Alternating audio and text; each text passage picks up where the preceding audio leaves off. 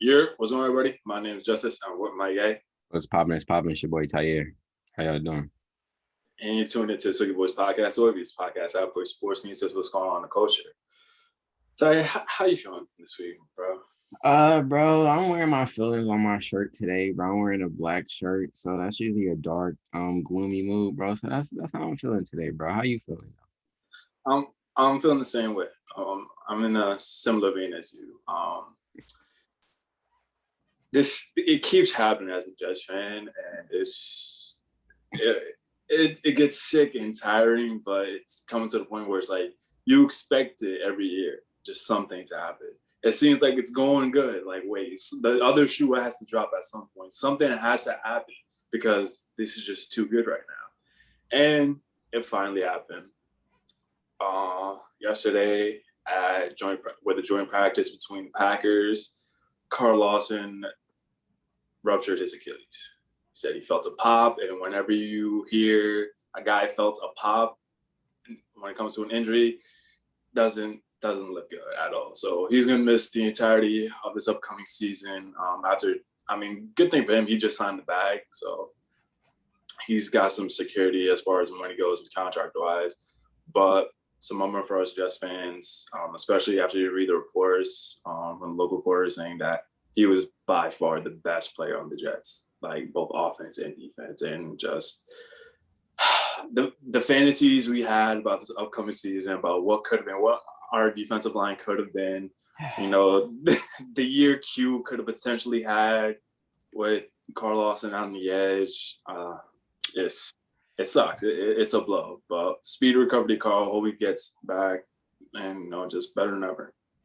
Yeah, bro. Like you said, when the news first broke about the Carl Lawson signing, and I told you I went and watched the film, and I was just like, yo, what he can bring is just going to open up the field so much because what he was missing in Cincinnati and what Q was missing in New York, they were missing each other. So when they got on the field together, it was just going to be a magical tandem that would have both probably been all pro. We would have had a top 10 to 5 defensive line. But it's just sad because not saying like as a Jets fan, we were coming into the season like, oh, we're going to be world beaters. We're going to be the top of the top. But we had high hopes. It was a lot of joy and energy around camp that we haven't felt in years past. Like any Jets fan will tell you, it's not a regular training camp for us. I went to the Jets preseason game last week against the Giants. It's just a different energy around the team. Everybody was excited, bro. It's just a different feeling. But going into the season, you're thinking, hey, if Carl Lawson has a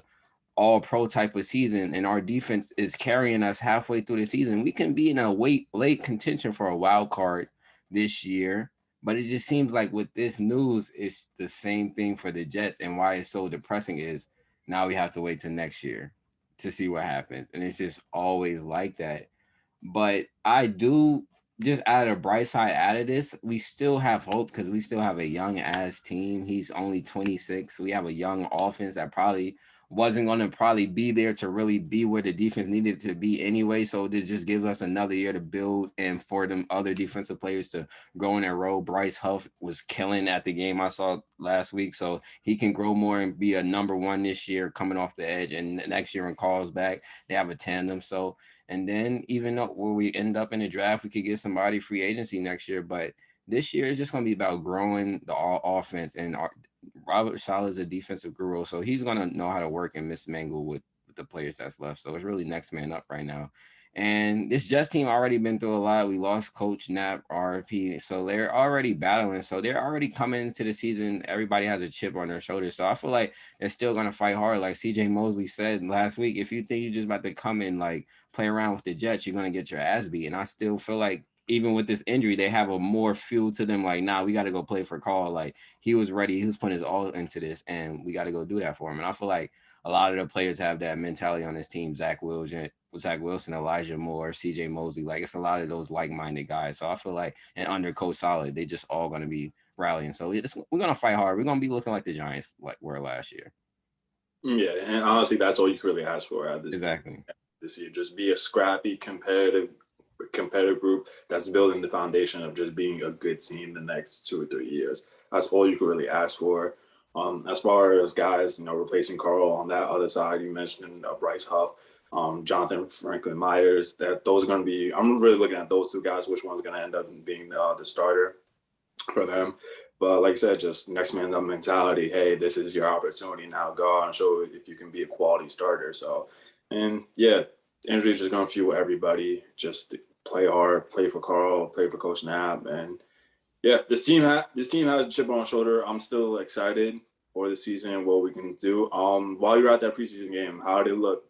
Bro, Zach Wilson is that guy, bro. Like what everything that people is saying about him, he's him, bro. Like he's different, bro. He's that in real person, real life. So regardless of Zach Wilson could just be Zach Wilson and we could have a magical year this year still. Cause like just looking at him and just how ready and poised and calm he looked out there, even though it was a preseason game, he still didn't look frustrated. Like as he's walking on the field, the whole stadium is on their feet, cheering, crazy, like clapping, and he's just calm, cool, collected, swaggy as ever, and just ready to roll. And I'm glad that we had this joint practice with the Packers, bro, because I feel like it couldn't be a better quarterback to be talking to him right now, guiding him through his first training camp than Aaron Rodgers. So I just feel like he's on the right pace to have a dominant rookie season. And then we know Elijah Moore is that wild card that nobody wants to talk about right now. Like Elijah Moore wants to be that guy, and he's going to be that guy. For real, like when we talk about guys with chip on their shoulder, Elijah Moore is at the very top of that list. Yeah, bro. He's cut from that Kobe Bryant, Michael Jordan cloth, bro. He just wants to win at all costs, bro. And I'm just, it's clear to see. Yeah, and while watching that preseason game, I was watching from home. One thing that really stuck out to me is just with this new West Coast offense that's coming in. Really good production out the offensive line, the run game too. I really like seeing that, Bro. and it's just gonna make Zach's job just a whole lot easier. And then the throws they had, he has some great throws. And yeah, it's a preseason game. These games don't count, obviously, but they're still important. They're still important for a young quarterback to get his reps in. It's still important for wide receivers to get the reps in, like Elijah Moore, and also for the offensive linemen just to gel together and just have that continuity going into this season. So overall, from the first preseason game, like I really liked what I saw on the offensive end. And then defensive end, hey, on that first two defensive possessions, like look what happened. Like CJ Mosley's that guy too. Like people forgot about him. If he stays healthy, knock on wood, he's gonna be all pro this year too. He was out there moving light on his feet. He looked real light on his feet out there. Yeah, he dropped like a good, I think they said about 15 pounds. He was about 240, around 250, 245. He said he's back back at down his to about college weight. 230. Yeah, he said he's back at his college weight. That's scary. Like if he's moving like that, he got another gear to him right now. Yeah, the way that he'll be moving, much called just light on his feet, but still be able to bring that power to and be able to still drop back in coverage and keep up with these speedy running backs and still keep up with big body tight ends. Like we still got some stars on our defense. We still got Marcus May, we still got Q, and we still got CJ. So like we can't be too down. Like it's still gonna be an exciting year for us. Yeah, we got guys on every single level, which is more than what other guys can say for like other teams and other franchises. So looking forward to it. All right, let's get into it. The Kd and Draymond interview. I really like this interview. Credit to Draymond. He's really good at this media thing. Like overall, really good interviewer and just really good at questions asked.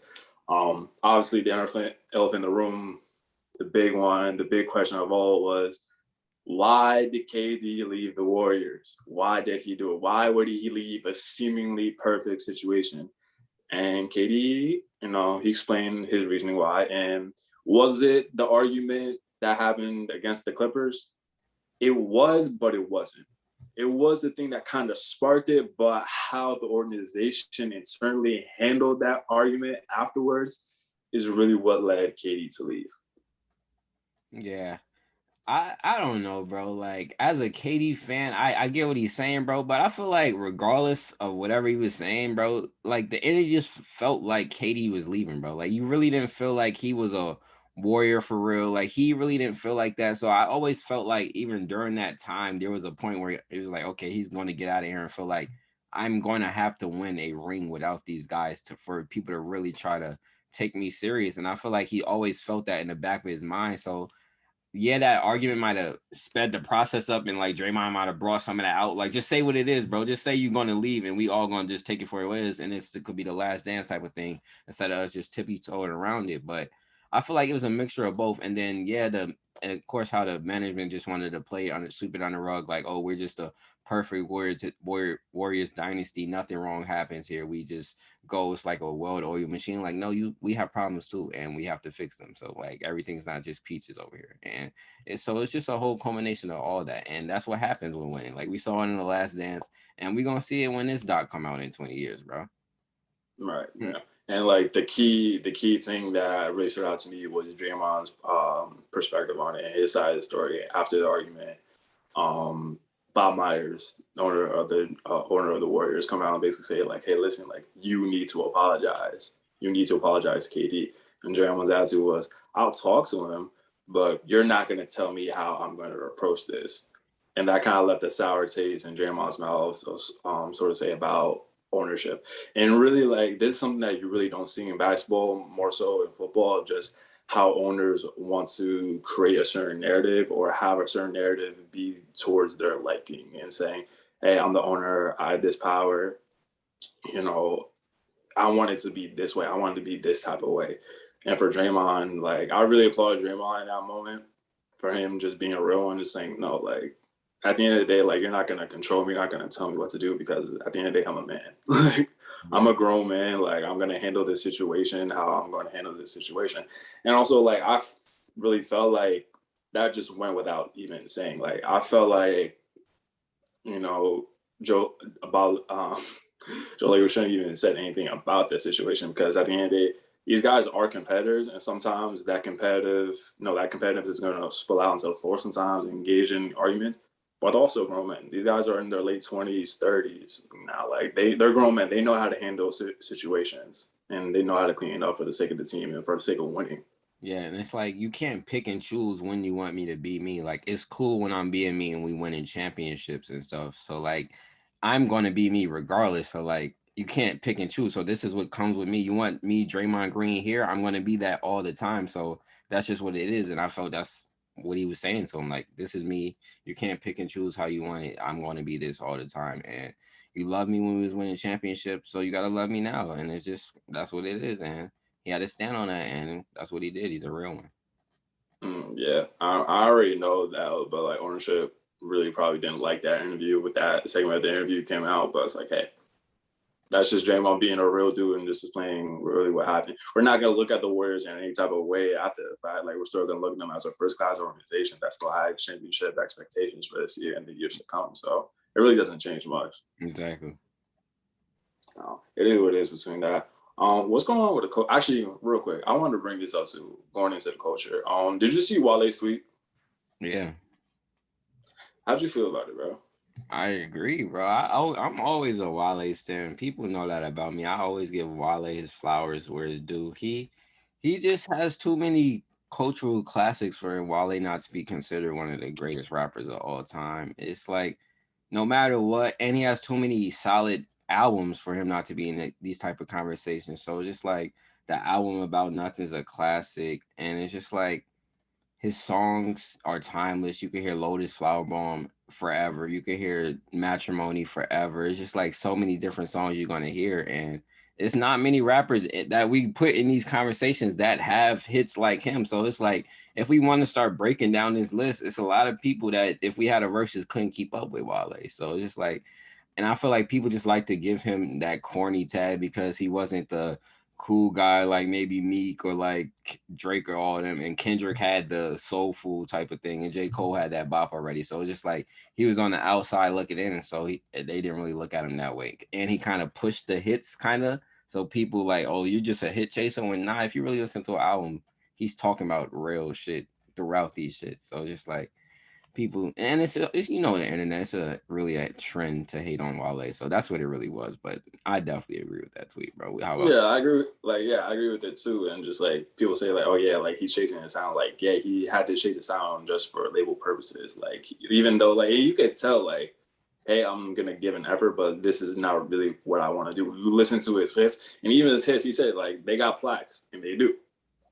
But if you actually go down into actually listen to the album, like the album About Nothing, The Gifted, the mixtape About Nothing, all of those projects that he's released, he's actually putting quality work as a musician and just as a rapper. Like I always call him a poet because he's in that same vein I consider of, you know, Kendrick and J. Cole. Like we all acknowledge that top three, Cole, Kendrick, and Drake.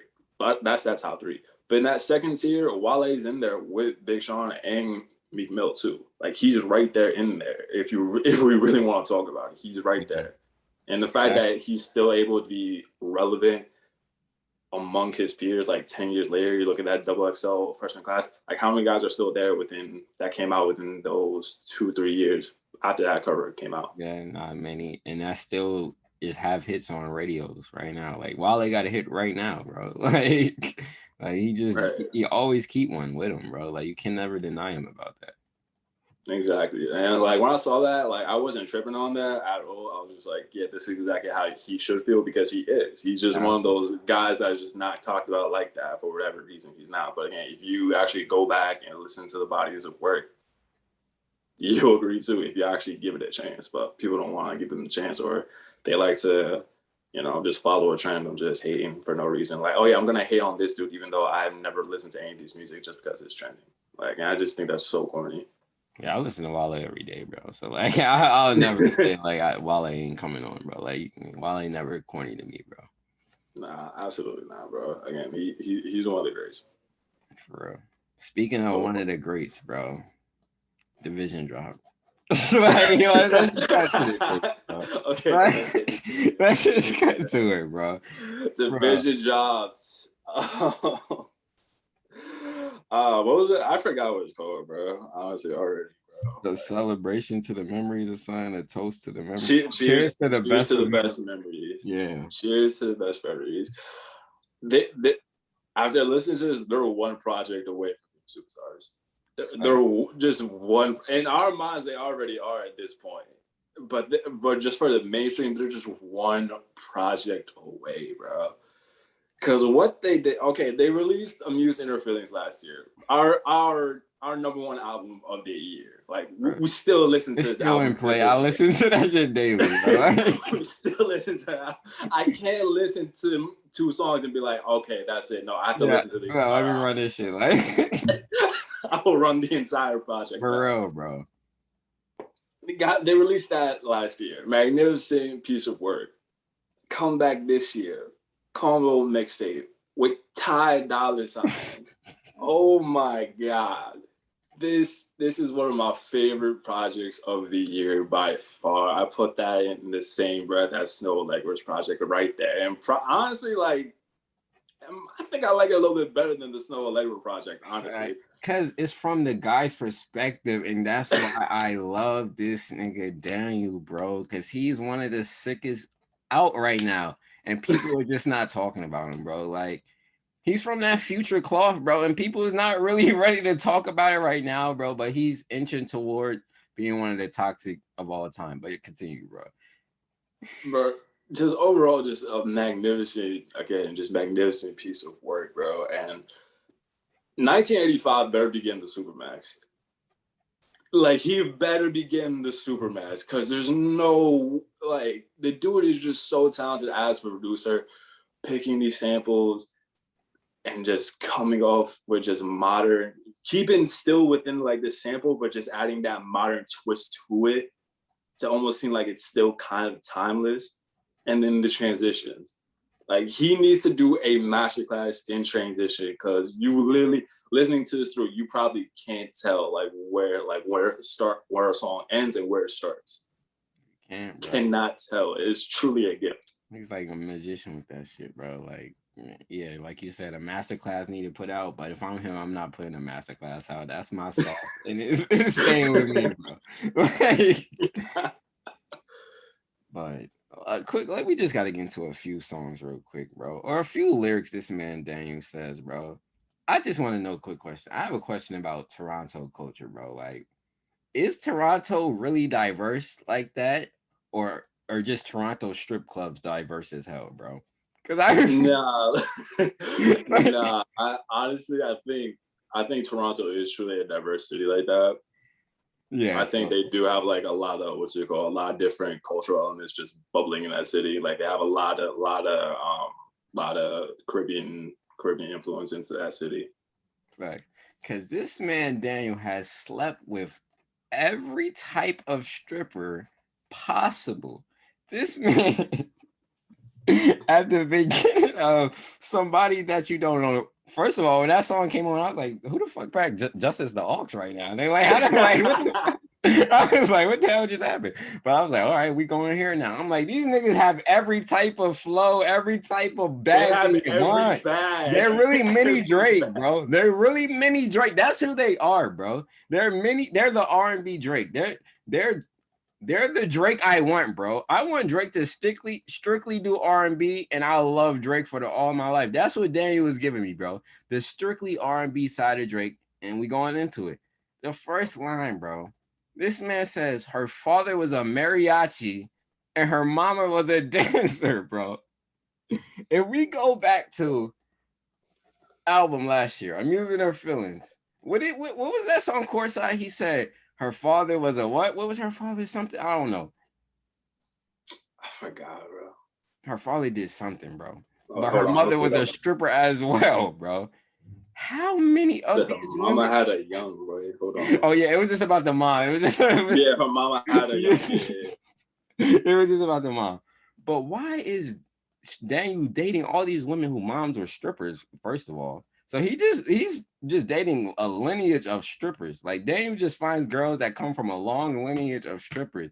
So first of all, that's sick, bro. Like I don't know how that's your type, but then it's from every race, bro. Her father was a mariachi, Daniel. A mariachi. She's half Mexican. He got with a half Mexican stripper in Toronto. In the middle of Toronto. Like grew up in Scarsboro, bro. That's who he got with, bro. Yo. And then and then we get to Fight Club, bro. Oh my god. I just gotta read you the opening lyrics of what he says, bro. He says, "You just can't deal with my demons no more. You don't want me in DMs no more. You don't want to be a secret no more. Girl, that ain't no reason you should treat me so cold." Facts. Like I totally agree with my boy is saying, bro. Like you shouldn't be in my DMs. Like you shouldn't care about what's going on there. You should be chilling, bro. You shouldn't mind being a secret because this Instagram is all fake. If we really want to get into the real of what's going on in this phone, it's all fake. So really, they all don't know. So really, they're secrets. You real. Like we really into this together. So forget what they talking about. And thirdly, hold on, wait, time out real quick on that too. The internet is known to be full of fake shit. It's known for that. But you and me, we're chilling here right now, face to face. This is not the first time that we've linked up. At all, bro. We've been doing this for 3 years. Just quietly on the low. Like, why does it matter what this post? Like, no, they don't need. Like Drake said, he wasn't hiding his kid from the world. He was hiding the world from his kid.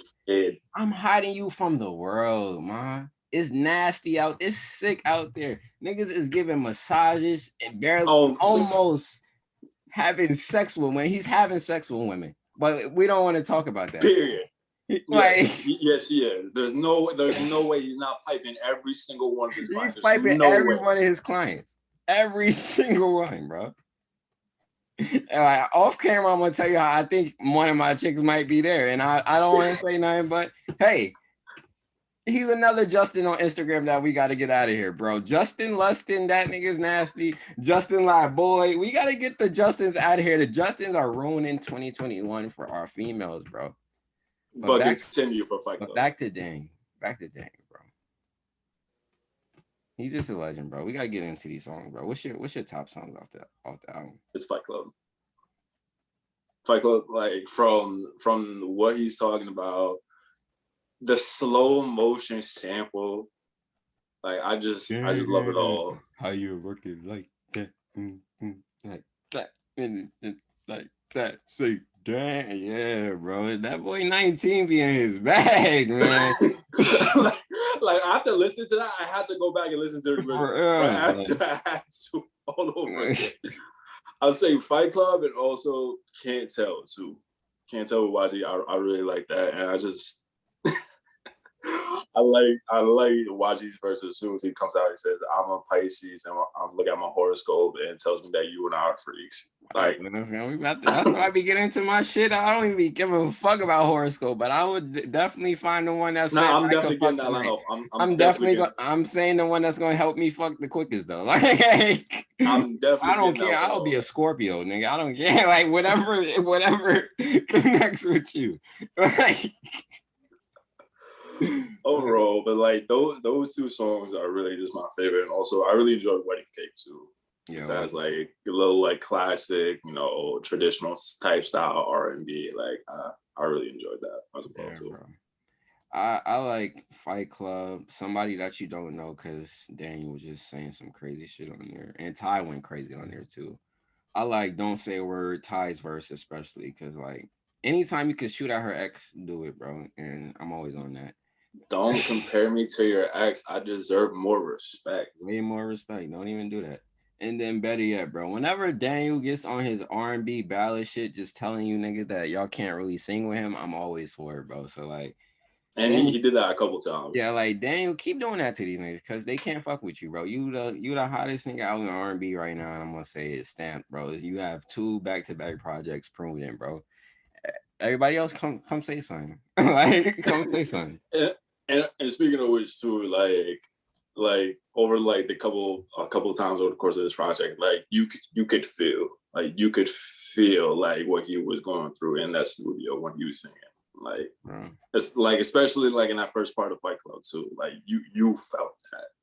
Yeah, bro. I just hope like whenever he find love, I find love at the same time. Cause like if he find love soon and I'm still in my bag right now, it's gonna be horrible, bro. I know that sounds bad, but we both in the same phase of life right now. We just running out here in the streets on our toxic bag, and he's creating a playlist of my life right now, bro. So like he might be my wild. Which is wow. He's creating a playlist of my life, bro. He's like season to season, everything I'm going through, he's following it, bro. So it's just like keep it up, bro. You my favorite R&B artist, gear into favorite artist right now, bro. Honestly, like they just need, like I said in the beginning, like they just need one more project. Just one more project to really just I want to see them get in the studio with Babyface, bro. I seen Babyface running around with Ari Lennox and stuff. Yo, Babyface, get in the studio with one boy Daniel, bro. I need you.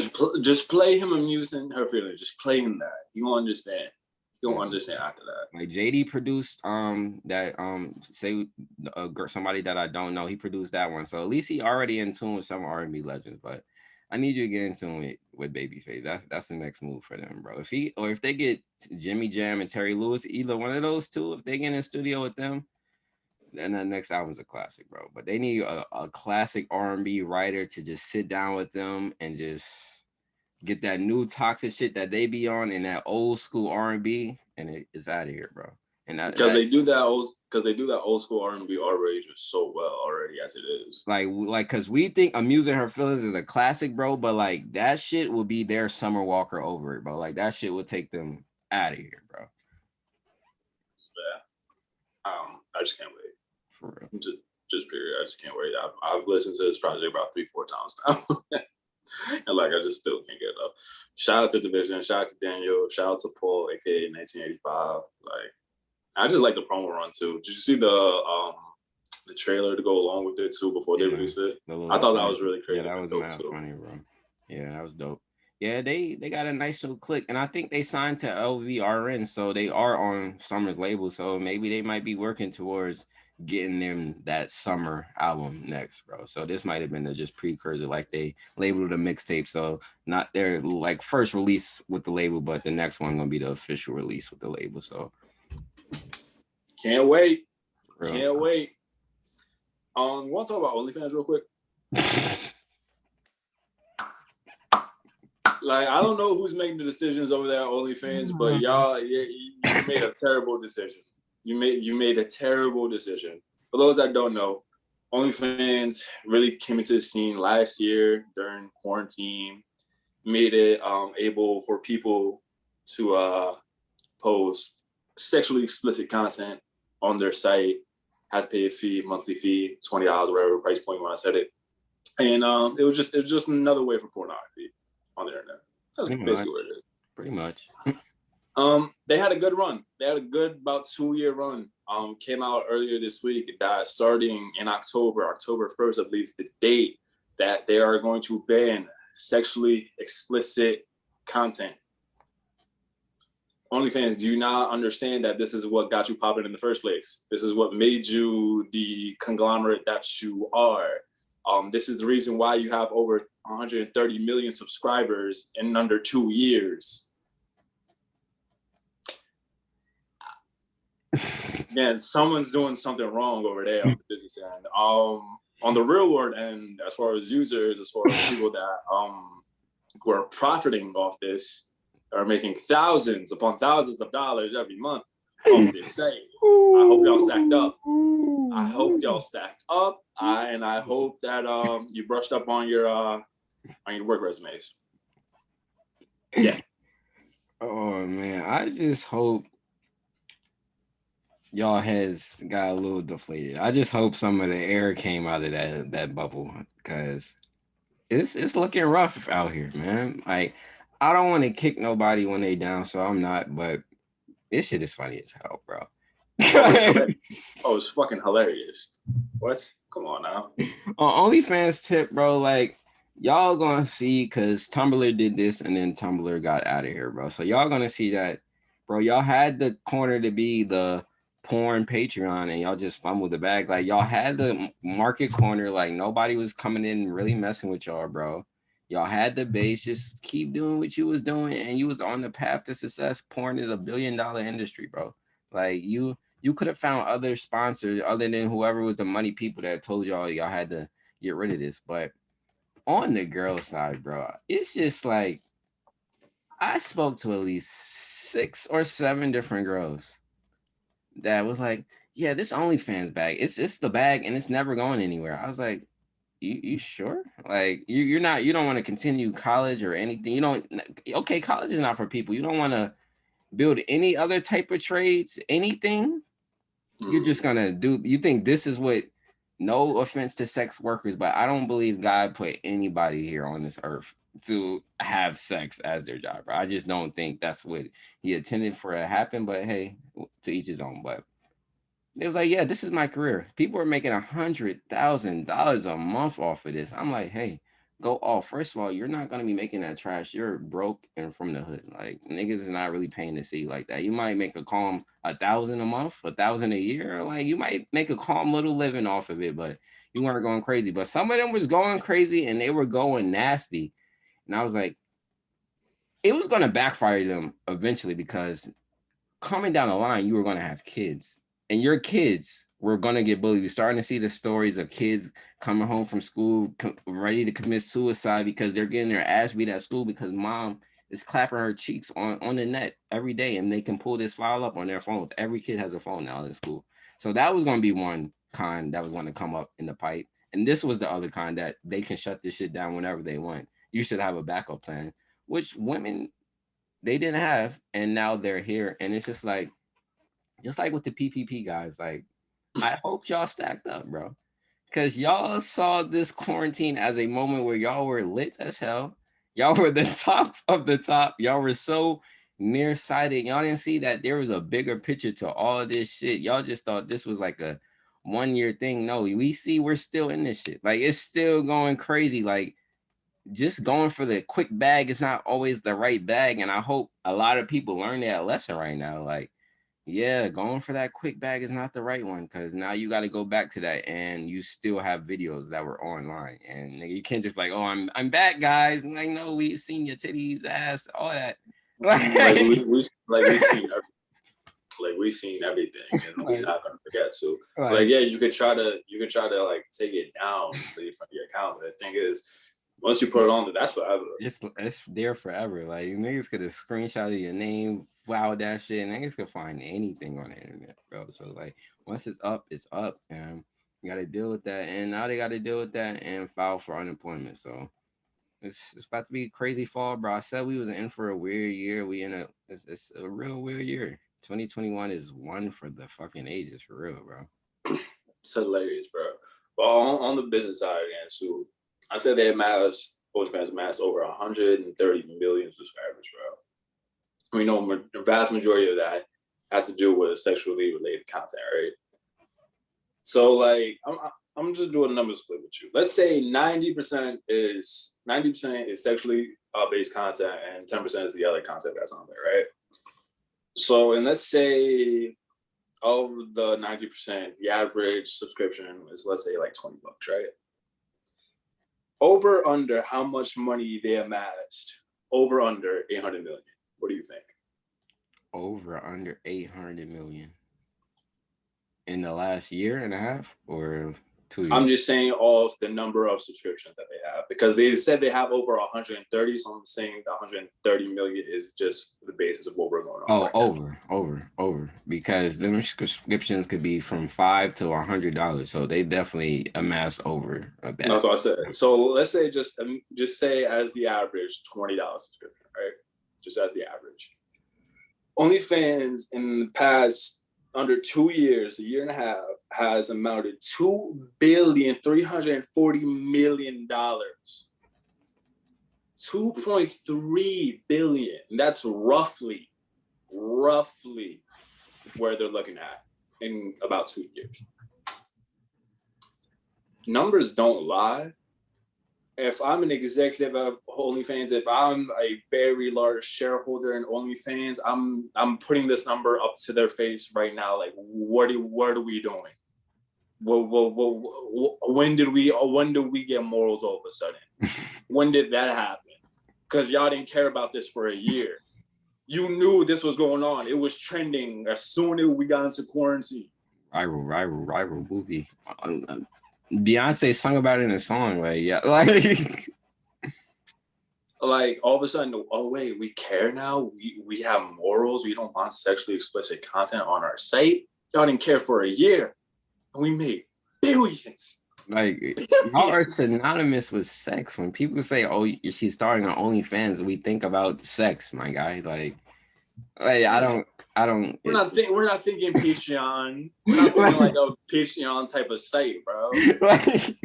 Like we're just like, oh yeah, like I'm a content creator. Like I have a good following on YouTube. Oh, she's putting her pussy on the gram, nigga. Yes, this is what this site was for. It's exactly what this site was for you to be shaking that ass all over the internet.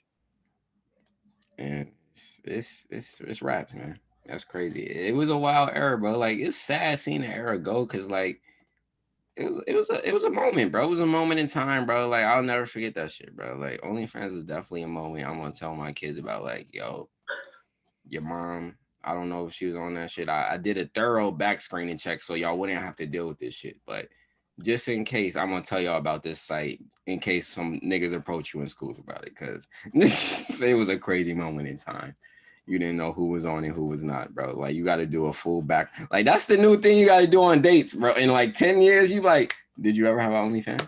Like, that's going to be on the first date. That's going to be first date type of question. Did you ever have an OnlyFans? Like, can you pull up your? Like, I'm gonna have to. Can I get your full name? Any other usernames you may have used? I need all your emails. I'm just gonna run your email through the OnlyFans database. Really, like. Let's just cut to the point, like, because I cannot have that backfire on me. Like, just let me know it first and foremost. That way, I know how to proceed accordingly.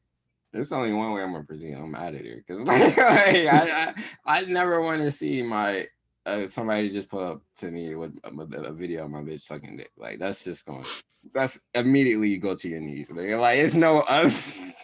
There's no other emotion that you can do after that, bro. You're all energy in your body just leave. You just like my heart. Like I don't ever have to deal with that, bro. Just tell me what you got and we can deal with it from there, bro. Don't make me find out about this shit, bro. But that's gonna be on first date questionnaires in 10 years, bro. Where are you on OnlyFans? Like, and that's the thing with when guys say like, oh, like we want to know about you. Like, we want to know, like, what you did in your past. You really don't. we really don't want to know, honestly. Bro. Like, and I don't understand like why some guys still just fall into that trap. Because like, yeah, the girl that you're with, at one point or another, she was definitely out here hoeing in the streets. I'm not gonna sit here and say that that's wrong. She has every right to go ahead and do that. Bro. Go for it. Like, live your best life, man. Go ahead and do all that. But some dudes, like, they think that they're ready for it. They think that they're really ready to handle the truth. They're just like, nah, like, I fucked 10 of your friends. Like, and they all knew. And they didn't tell you at all. Like, you wanted to know, and now all of a sudden you sitting here crying, her bashing your head against a freaking wall with a bottle of Henny in your hand. Like, wait, what? No. Just ready to end it off that. It's like, dude, like, some guys, they want to. No, we don't. Like, ladies, if a guy ever says to you, like, I want you to tell me the truth, don't fall into that. Just save that man's life and don't tell him the truth. I don't know, bro. That shit's crazy. Nah, my niggas gotta tell me the truth. She could lie to me. Y'all niggas better tell me that. Bro, like, on that spectrum, nigga, I should never be in that predicament. Fuck out of here. Like, if you know what I'm about to get myself into, you should let me know first. Like, we is all like, put the signal up. Like, yo, I fucked that, bro. I don't ever want to be in that predicament. I was just talking about the OnlyFans because the OnlyFans is like broader spectrum. Anybody could get on that shit. Like, if the nigga you fuck came up to me and showed me the video, then I'm just like, you a weird nigga. We gotta fight because you're weird, my nigga. Like, right. But I'm just talking about in the spectrum of a random nigga coming up with the iPad. Like, is this your wife here? Like, that's what I'm not cool with, bro. Like, what if come up to you like a waiter, like. Imagine going to the restaurant, bro. A waiter post up your shorties on fans. Be like, oh my god, can I talk to you for a second? I'm like, but is the bill? We didn't even order yet. What's good, bro? Like, Garcon, what's good? All right, job. Like, like, hey, listen, like, I like, that's your lady, right? Like, yeah. So listen, like, I'm not gonna lie, like, she looked familiar. I watched this video about 37 times last week. I know this shit backing out. This is her, bro. Look at this. I just want to let you know. Like, I don't know if you knew this already or not. I'm just letting you know. You feel me? Like, but that's Pop That Pussy Queen 55 on OnlyFans. And she be going crazy every Thursday night. Nigga, don't you be showing Thursday night every night? And like, I do. Like, matter of fact, well, I'm at work. Like, why? That's why my Zoom equipment is always on when I come back to the crib. Damn.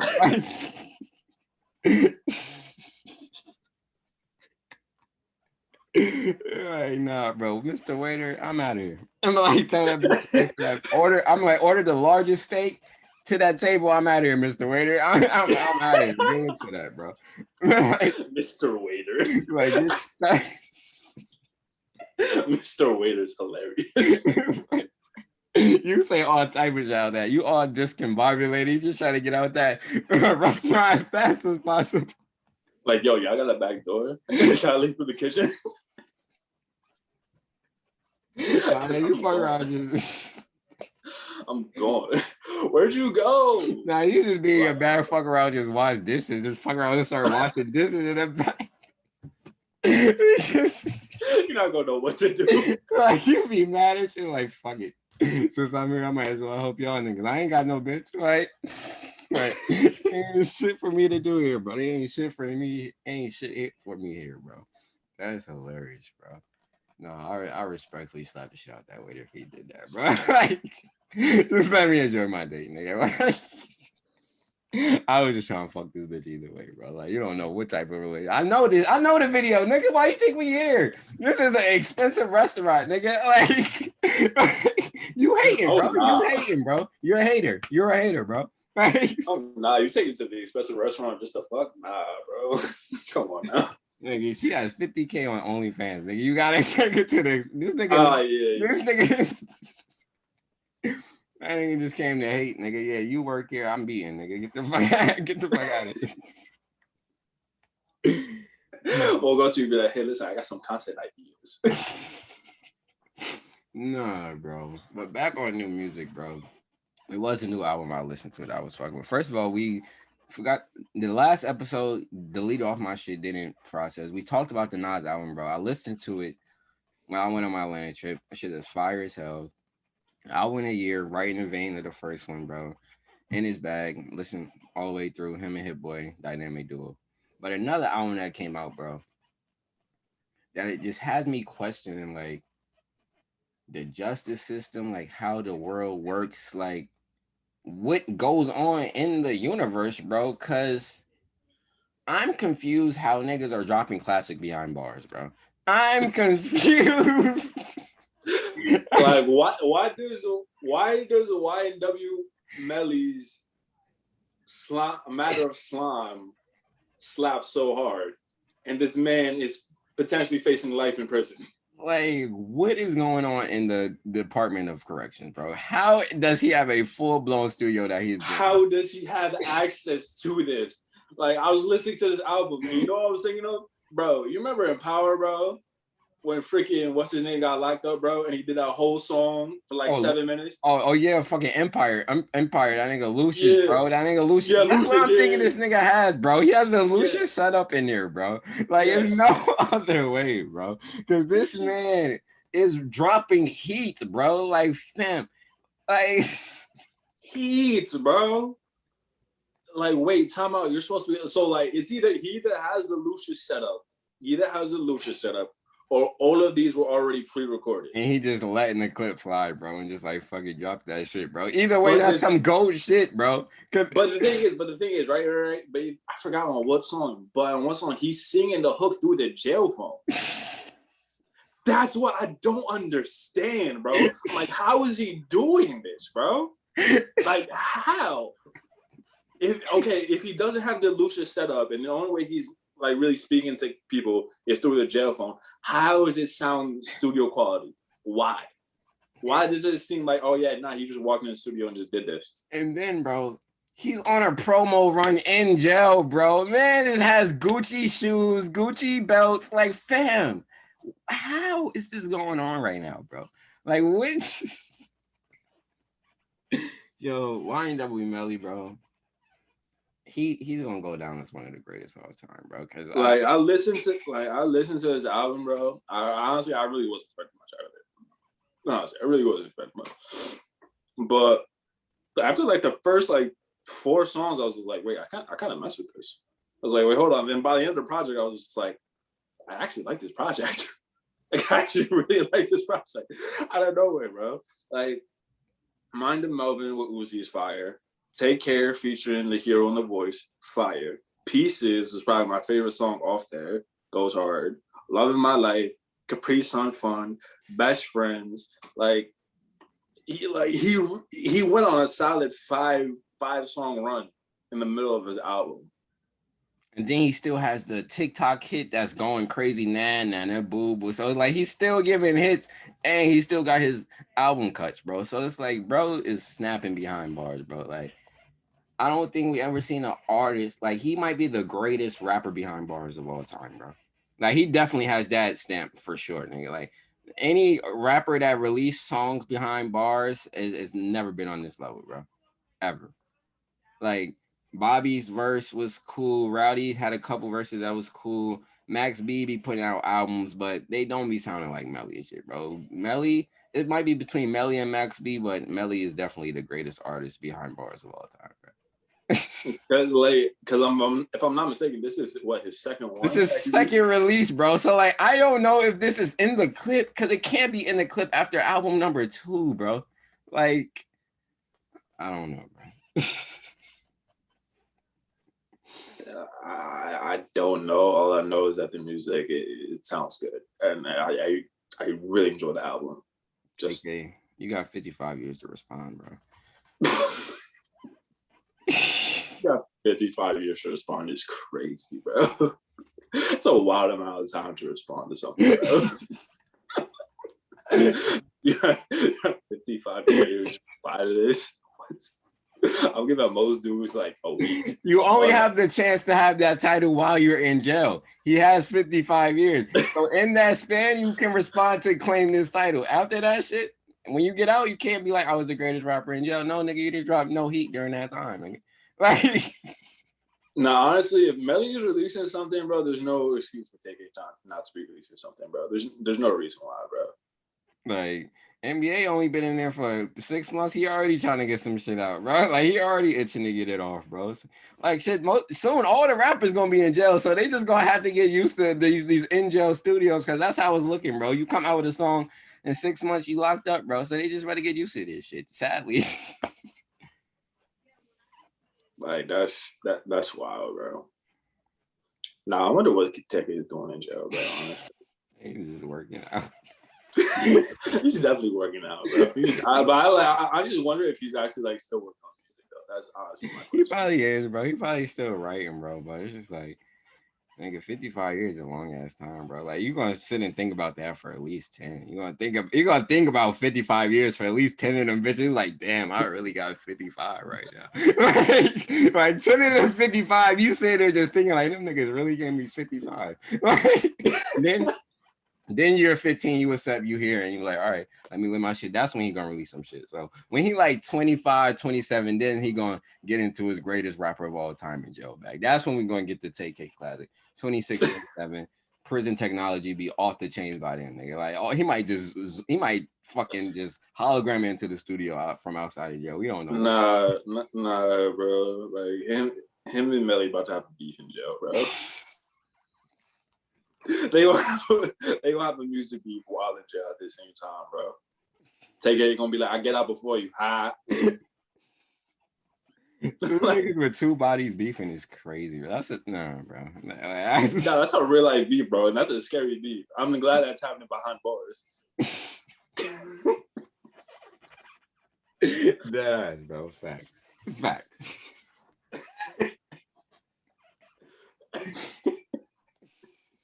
I got a joke, but I ain't gonna say it, bro. Nah, bro. I love Vaughn, bro. Vaughn one of the funniest niggas all the time, bro. Vaughn got snitched on and said, I don't even want to kill no more. That shit ruined his whole mood, nigga.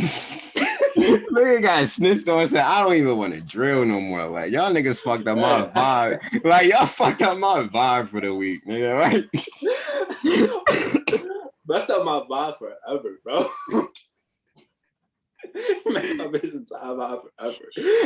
After he snitched, he really like made his take a look at his life entirely differently after that. It's like, wow. Like that was really a pastime I love doing. You fucked that shit up for me, bro. Bro, I can't ever go back now, bro. Like, wow, you just messed that up for me. I'm sick. These young niggas is crazy. Like, I got about 7 of those lyrics that these young niggas is saying that I'm just like, they are long. ESTG got about 5 on his new album. Wait. Talk about. Can we talk about his lyrical breakdown on Genius real quick, bro? Can we talk about his lyrical? If you have not seen the video of ESG, what song was it, bro? Oh my gosh, I don't even know. Let me look it, bro. I might just pull up the clip, bro, to be honest, bro. Bro, oh my god. That's a beautiful piece of that's a great piece of content. We just let me play this. It's gonna be a new dead body, a nigga try me. We just spun for 3 hours straight and pulled over Donnie's spun. That's like we had a good basketball run at the court, like 2, 3, 4, 5, 6, 7 games.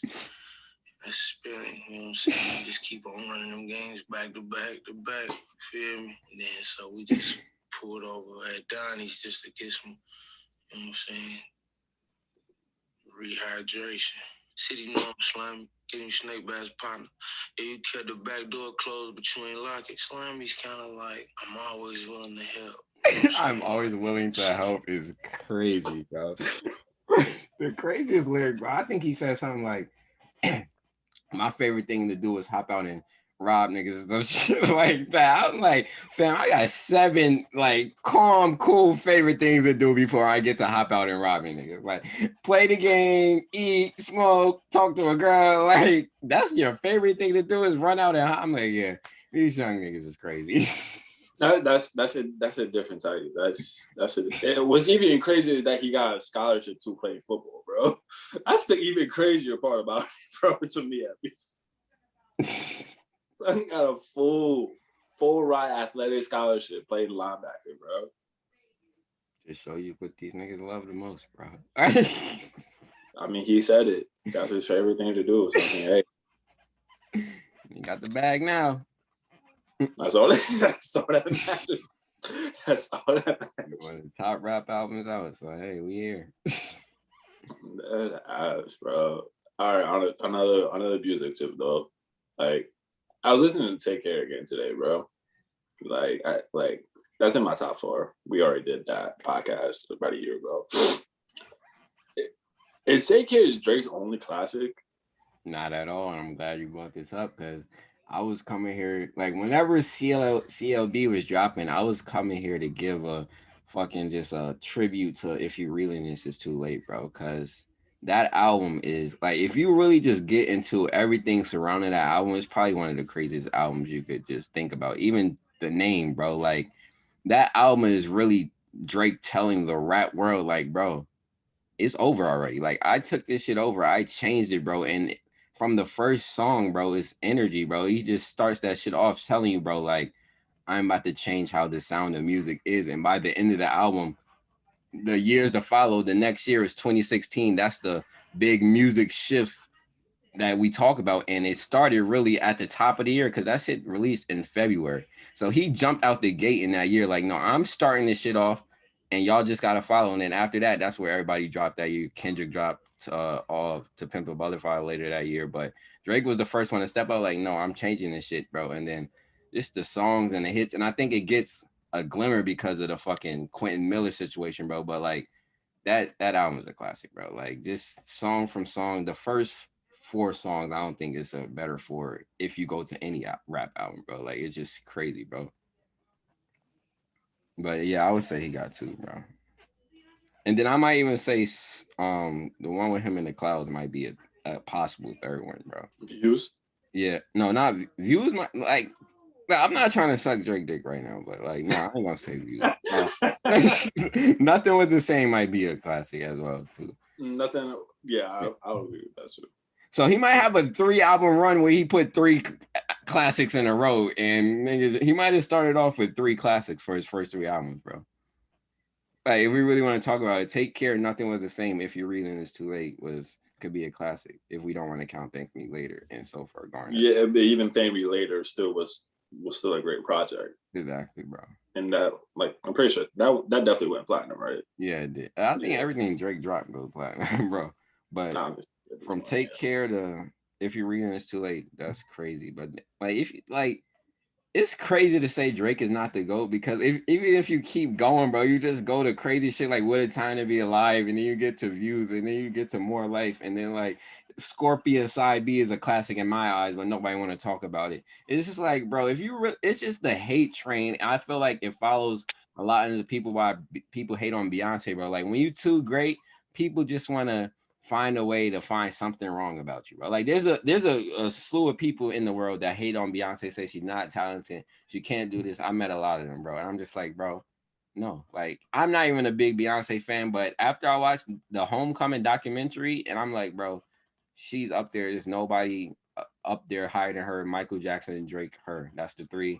Everybody else, y'all fall where it be. And it's just like, all 3 of them fall into this, like they are so great that people just pick something to hate about, bro. And this is like, they never have missed, bro. And I feel like Drake is kind of in that category where he has never missed, bro. So you could say he has all classics, but people just like, nah, that's too unfair. It's kind of like we can't give LeBron MVP every year, bro. And I think he fell into that a lot of his career, bro. And I think that's why he's taking his time so much with Certified Lover Boy. He's like, no, y'all not saying nothing about this. This is going to be deemed classic. Like this is it, bro. Like this is the one, bro. Like, this is my birth child. This probably the one he cares the most about since Take Care. No, I can see it. Yeah. I can definitely see it. But even when, what do you call it? He released like Twisted Slide and Dark Lane demo tapes. Like just Lucy's, just threw it out Lucy's. We were here last year. We're like, does Drake miss? Like, does he ever miss? It's like clearly he doesn't. He's been in the game now over a decade, and really since he really got popped off, he really like influenced the game with not only his rapping style but bringing singing along into it. he hasn't looked back since. Like we could say Drake put so many different shit on so many different ways. We could say he brought female rap back. Like we can give Drake credit for pretty much everything in the rap game if we wanted to. Every new sound we got, he hops on it first interest. That's not wave riding, that's finding the wave, bro. Like he's the greatest A&R in music if we really want to talk about it. Like there's nobody better at finding what's gonna pop next than him, bro. He makes what's pop next, actually, not finding what it is. He's the one who makes it. Right, and like that's part of why we have so much in anticipation for this next album, and that's why we're getting so frustrated because like, dude, you're teasing us because we are expecting it to be just this grand piece of work that you've just been hiding down and just carefully, just working on for the past, 2-3 years. Facts, bro. Like, you know how many times people have ran to the store to cop Casamigo bottles or Hennessy bottles because they heard the Drake album was about to drop this night or this day or this week, and it don't come, bro. So like, I can't imagine the night that I actually think it does drop, bro. I think he's doing a mill the first week, bro. I honestly think he's doing that. I think he's breaking that. He's going back to like I wouldn't be surprised, and like. Not to start the rumors again, but there was a screenshot apparently of like I don't know if you saw, but the actual cover, and then what do you call it? Someone I think like pulled it up like on Spotify or whatever. But it was like the actual cover and like a good amount of a track list with it. So I saw a screenshot of that. So people were just like, "Is it dropping this week?" Well, LeBron keep doing all these posts about it and shit, and they keep. I feel like it's coming sooner and sooner, but I feel like it'll be October. Drop October, late October drop. That's when I feel like it's coming, bro. I don't feel like it's coming anytime soon. If his birthday lands on a Friday this year, I feel like it would be his birthday, if anything. Yeah, bro. Because it's October's very own, bro. You gotta do it. Exactly. Yeah, I feel like that should be the thing to cap it off. This is my masterpiece. Dropping on my birthday. Enjoy. Right, bro. But like, if we get past October, because we already know Kendrick coming now for sure, bro. After his we forgot to talk about that too. Right? After his statement today, bro, Kendrick dropping his last album on TDE, bro. How you feel about that? To be honest, I really don't feel any type of weight towards it. Just because at this point of his career, like as much as I love Kendrick Lamar, the rapper, somebody that. When I was still like really like discovering rap, if he was like one of the first guys I really gravitated to.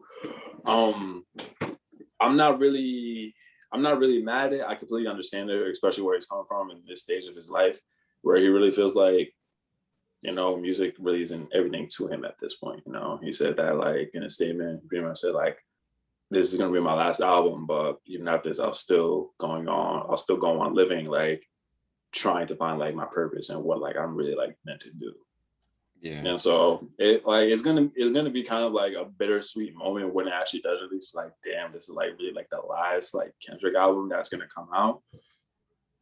But overall, like, was I shocked by the announcement? Not really. Honestly, I felt like we as just a hip hop community and just the culture just felt like this next album was gonna be his last one. In the similar way that we felt about J. Cole, where like this is probably gonna be his last one, if not his last one, the last one that's gonna be for a long time. Yeah. So, I read the statement to completely understand exactly where he's coming from, and honestly, I'm just looking forward to it.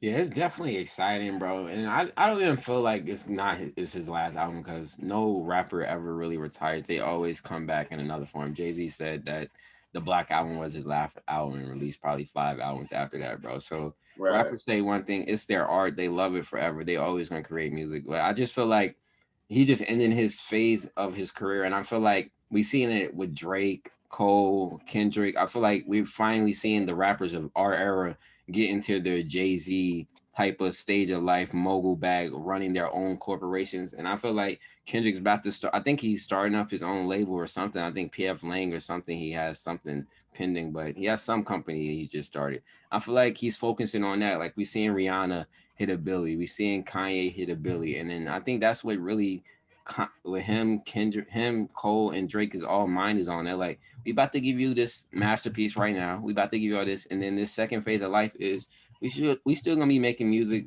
Probably drop something every now and then. Might come back because like we saying, look at Nas now. He's 47, 48, 50. dropping right now. So like it's never over. Hove did 444. It's never over. So they're just shifting to that phase, and it's dope because outside of like Hove, Diddy, and Nas, we didn't see none of the goats of the other era phase into that era. Like we didn't see Pac do it. We didn't see Big do it. So it's dope to see all of the people that we had growing up, the biggest stars of our era, getting to go to that phase and see how they all branch off and start running their companies. Rihanna is a music fashion mogul. We remember where she started from. Cole got his label Dreamville popping, got artists on the charts. Kendrick, he parted at TDA Clam, so he could do the same thing, whatever he's about to start. And Drake, his influence is everywhere. If he want to start a label, he already know what he can do. So it's just dope to see where they at right now. Yeah, definitely. Like it's just dope, really dope to see like seeing like these artists grow, and at the same time we're also growing as well with them. Kind of say we're just moving in just like a different, not necessarily a different pace, but just entering just a different time of our lives. Like I remember hearing Good Kid, Mad City being in middle school and just really just being so just infatuated with that. Like that was like the first real like great hip hop album like I really fell in love with. You know, I still remember that vividly when I was like, you know, like 12, 13 years old. Yeah. And now like going into it now, like potentially like his last album now being at like 21, going on to 22 and so like that's crazy, you know. And it's like we're moving into like these different facets of life. And like all these artists are as well too. And they're just, you know, just getting older and maturing. And honestly, it is kind of dope to see. And at the same time, like as we're growing and maturing, we're getting Baby, we're getting Dirk, we're getting like all these other new guys that are, you know, are going to carry the torch for hip hop. And that's really dope to see too. Exactly, bro. It's like, yeah, like Kendrick, he's the one.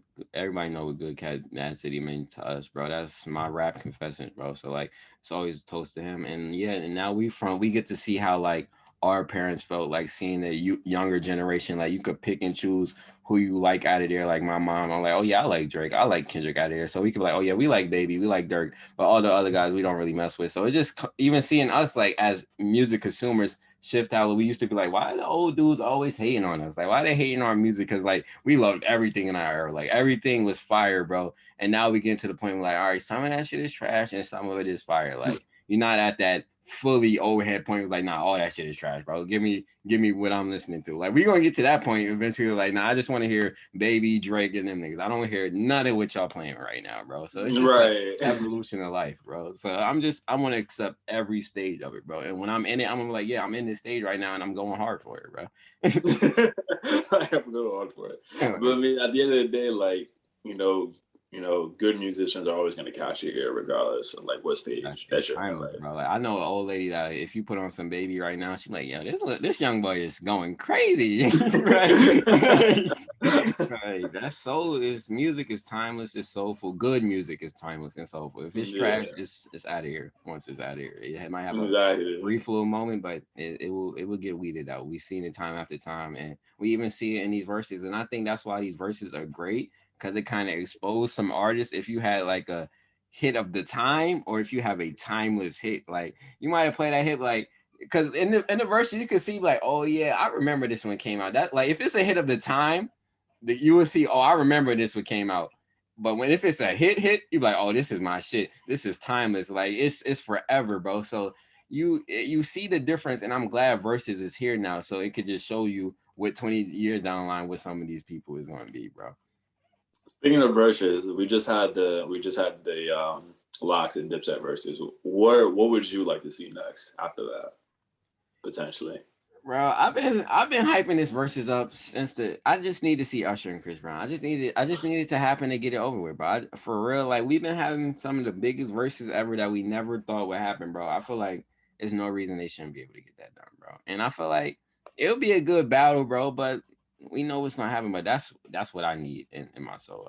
Usher, Chris Brown versus, and then I would like to see them getting back to the producers and writers in that, because I feel like the fun and shock of that, like just, oh, you wrote that, was just so much fun. But I know it's like a big money thing, but if we going big, we just got to go get some of the biggest names now. Like now that we big, hit up what Beyonce, Rihanna doing, see what they got time for. Like, I'm trying to go crazy, start momentum factors. Like, this is for us, by us. We got to make it the biggest, bro. We got to make this shit huge, bro. And it takes the big guys. If Drake and Kanye really want to do this, we drop our album in the same week type of versus shit, then do it. But make this shit our culture, make it big, because only us can make it big as hell. And I feel like that's what it takes. And I feel like now people like, oh, versus is gonna die. I feel like after that Dipset shit, everybody like, nah, this shit can go on longer and longer. We could get more and more battles, and I'm just excited. But what battles you looking forward to see, or would you want to see? The Usher CP just off hype. I'll definitely love to see that. I'd also love to see like just like another like early mid 2000 R&B type of verses. Like I would love to see like another one of those. I would love to see one of those, and also see like if we can went back to the roots, because I remember how much fun it was like just in that live stream seeing RZA and DJ Premier. Like that was really fun just seeing that. So if we can get like another producer version of that, like we can get, let's say, like Mustard and like Mike Will made it or something like that, or like Metro Boomin or like Zaytoven, something like that. I would enjoy that too. For real, bro. Like, and even Soulja Boy and Bow Wow even opened up for some of the younger artists to come out and go out there and do it. So like even like an artist, if you was hot from like a 2012 to 2016 type of vibe and you had hits, we could probably want to see a versus. Like I saw like a fake versus trending around with Dirk and Chief Keef. I'm like, that's cool, but it like that would be a cool versus. It'd be tough, but like I would like to see a lot of that vein, like who would win between like Thug and Future, like shit like that, like the next era of that shit, bro. Like that's dope as hell. Yeah, that would definitely be dope. I just gotta put this in there too. Like Fetty Wap's 5. I don't know who beats that 5. That's what I mean. In a versus, some songs count as like 10 points, bro. So like even when people be like, oh, they got smoke, I'm like, nah, that one song he got is worth like 7 of them shits he played, bro. So like I really don't even care, bro. Like when My Way comes on, like nigga, you could play 10 songs. I'm like, My Way again, bro. I remember when My Way was out, bro. They would play that shit 5 times in a row, bro. 5 times. It would be an hour Fetty Wap set with 5 songs. Yes. An hour Fetty Wap set with 5 songs. Do the math on that, ladies and gentlemen. That's how much of a legend this man was. And the thing is, you wouldn't get tired of it. You wouldn't get run. And I said, yeah, she's fine. Like, whatever you want. Like, it was a different energy in 2014, 2015, bro. Like, nobody wanted to get that 5-hit verses against him, bro. Like when we get to the 5-hit verses, you don't I think he goes undefeated. Realistically, I feel like the only person that could really compete in a 5 versus is Drake. Yeah, I think it has like 75. And like Drake and like Chris Brown, like those are like the only 2 guys I would really see like actually being competitive and actually him losing. But everybody else, I don't see it at all. His shits was too. Nobody had that type of summer to fall run. Like he really had like the world in the palm of his hand for a summer, bro. Just it was unbelievable. Shout out to Fetty, bro. You gotta get that like a verse. You gotta get that shit started, like the 5-hit versus the 1-hit wonder versus who could flip that shit the best remix, nigga. Like, dude, like go crazy with this shit, bro. Cause like that's one thing I always felt about like 1-hit wonders. Like if I was a 1-hit wonder and like a nigga with like who had an established career but never had like a real hit came and talked to me, I'm like, nigga, you could never got that one though. Like, hey, we did the one, I would smoke the fuck out of you. Like I feel like Joe feels about that. Like a lot of niggas, Joe, like, hey, if we do this one, Pump It Up is getting y'all out of here. Like, getting on. It was wild for getting that on, saying that on like that. It's wild. It's just wild that is a Joe Budden song, bro. Like if you know who Joe is as a person, it's wild as hell that he made that song, bro. Like it was even wild. It just shows you what the music industry makes you do.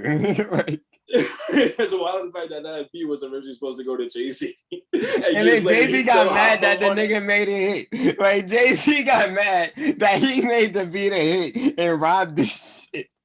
And I first heard the shit, I ain't gonna cap. I thought it was a Jay-Z track. I ain't gonna, no disrespect to Joe, the first time I ever heard that beat was with Jay-Z rapping on that shit, bro. But then I watched You Got Served, and I was like, oh, this is the song, bro. But Jay-Z's a sick guy for that, bro. Like if I was Joe, I understand why Joe was dissing Jay-Z for 17 years, bro. Like I would have just like that's a valid beef, but like you cannot get mad for me eating some shit you threw away, bro. Like no, you can't. You didn't want this. You didn't want this. That's basically saying like, yo, you're mad that I'm with the girl that you dubbed. Like you dubbed her, bro. Like who cares? I love you, Ho, but you was wilding right there, bro. You was wilding at that point in time, bro. Nah, bro. Oh man. All right. I think that about to cut it, bro. Honestly. On this shit for a minute. That eyes, bro. All right. Thank you so much for watching. Make sure to like, share, subscribe, do all that. This has been a good one, bro. Appreciate it. We'll catch you on the next one.